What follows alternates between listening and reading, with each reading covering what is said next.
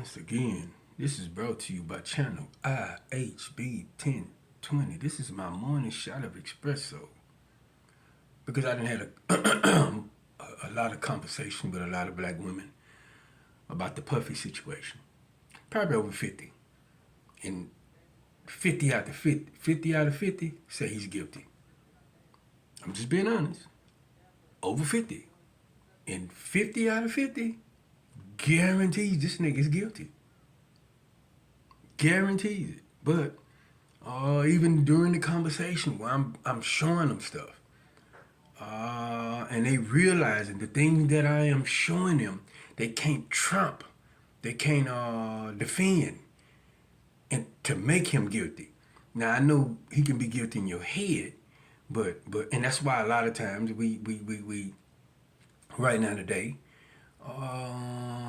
when they bring up allegations against a black man and we accept it so quickly, it's because the nigga's already guilty in your head.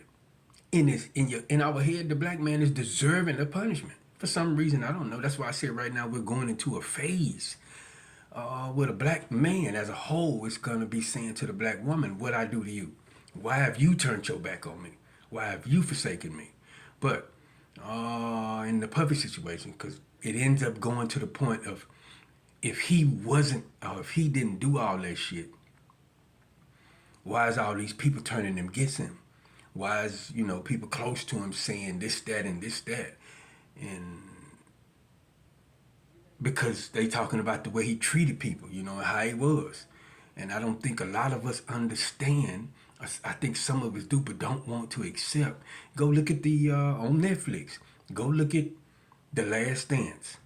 The Last Dance about Michael Jordan. Go look at The Last Dance. Go really watch it and you will see, like Michael Jordan say, a lot of y'all would say I'm a tyrant. Go look at it. A lot of his teammates say, we were scared of that nigga.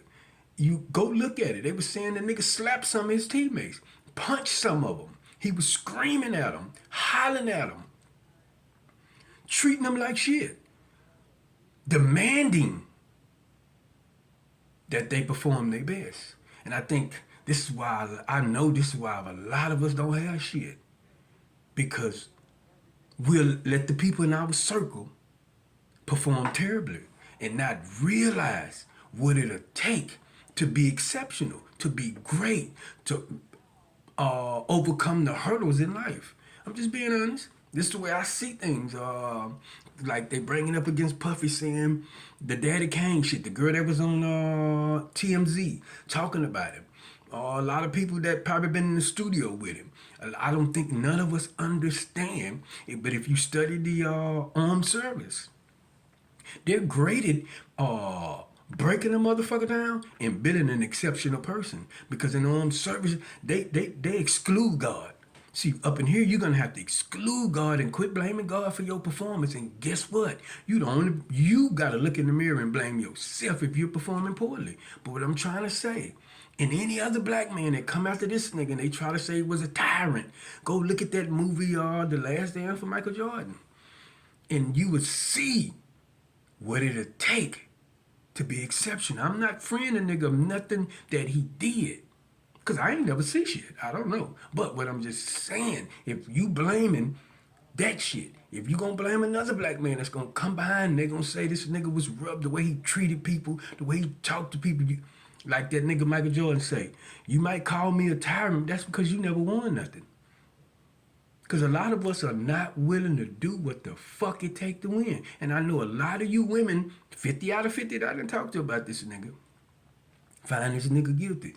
A lot of y'all, if you ever been with a pimp, and I know a lot of y'all have, you would understand a pimp is going to demand your motherfucking best. And he know how to bring it out, or you got to get the fuck away from him.